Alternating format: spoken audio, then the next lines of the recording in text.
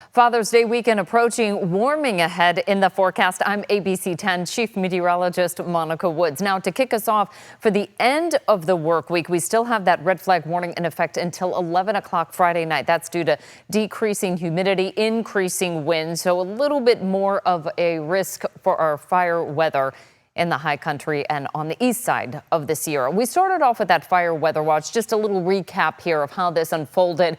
That was issued several days before we got to the red flag warning conditions, and that's because the conditions are occurring and imminent as far as what we're expecting with the low humidity and the gusty winds. Now, if we were to knock it up a notch, that would be particularly dangerous situation red flag warning. Not anticipating that at all. We're a little early in the season for that, but given that it is a big weekend for some camping and grilling, just want to keep these things in mind, especially with campfire safety. This is a big time of year for some camping in the foothills and higher elevations.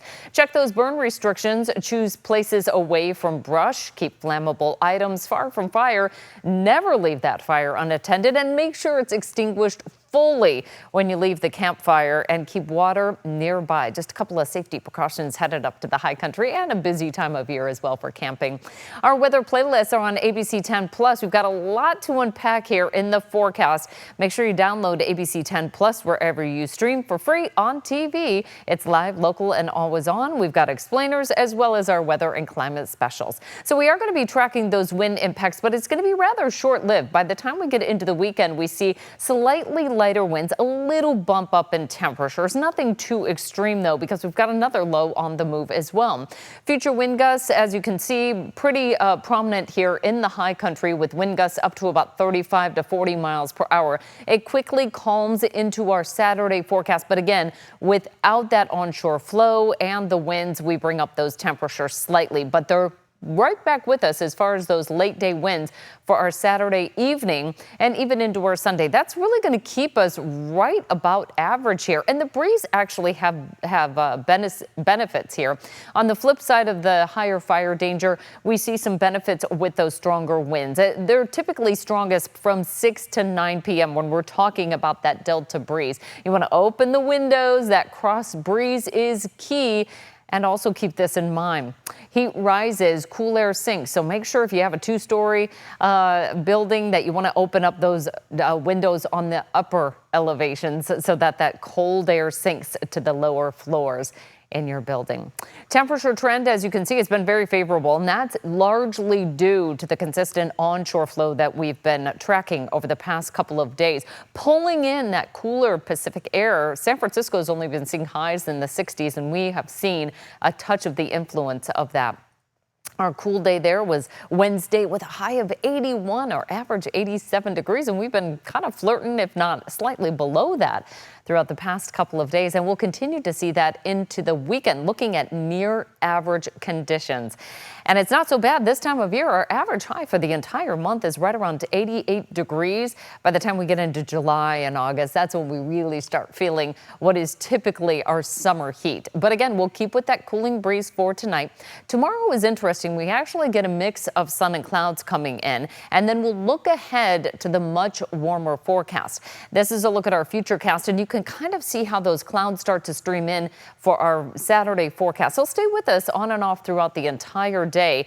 As we head into our Sunday forecast, we start the day off with some cloud cover, and then that will thin out throughout the afternoon, so we'll get some sunshine in there. Maybe good barbecue weather, or perhaps you're headed out to many of our beautiful waterways as well. Father's Day weekend, as you can see, we'll see highs in the mid to upper 80s on Saturday, more looking like upper 80s to right around 90 for Father's Day. But given that we're in the middle of June, we're pretty lucky that we have temperatures that are at least within that range. UV index, though, just because the temperatures are a little bit cooler, that doesn't necessarily mean we don't have to be concerned about that UV index, which will remain in that very high category right through the weekend into next week as well. Wednesday is when we really start to feel some of those effects of that UV index with the higher heat. Keep in mind those cool savings as well. Only use fans when you're in a room. They cool people, not rooms. Set your AC to 78 degrees. Close drapes and blinds, especially during the afternoon. Once you get in that cool air from the evening hours and early morning,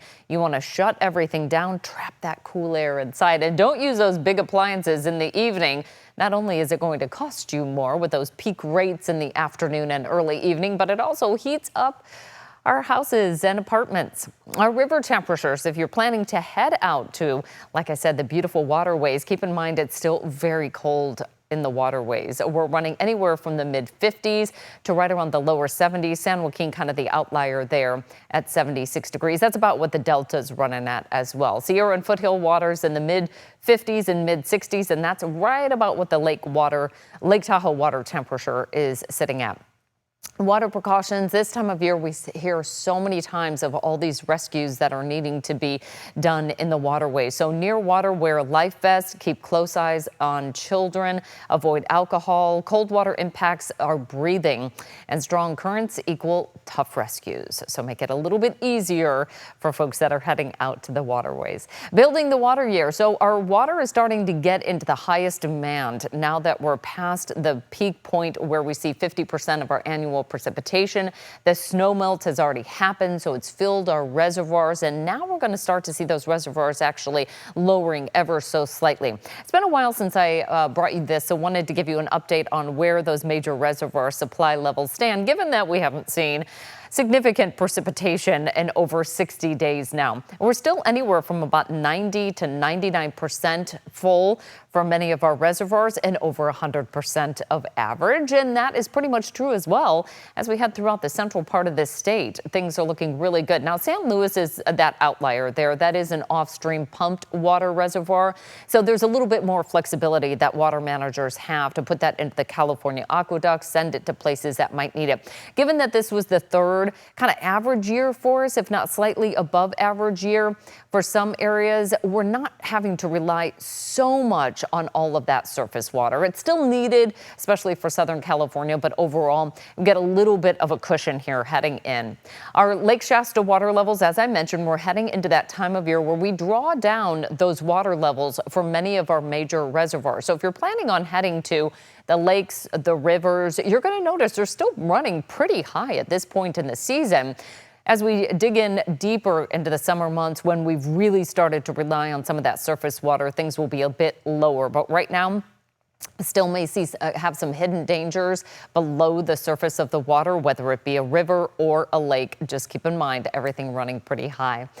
We got a bit of relief from the heat over the past several days, but now we're going to start to build that in, especially by next week when we hit the peak of our high pressure system that will start to build in. Over the weekend, we get periods of cloud cover coming in. We've got a couple of lows to the north of us, just keeping that onshore flow going. Nothing too extreme, though, over the weekend in terms of our wind.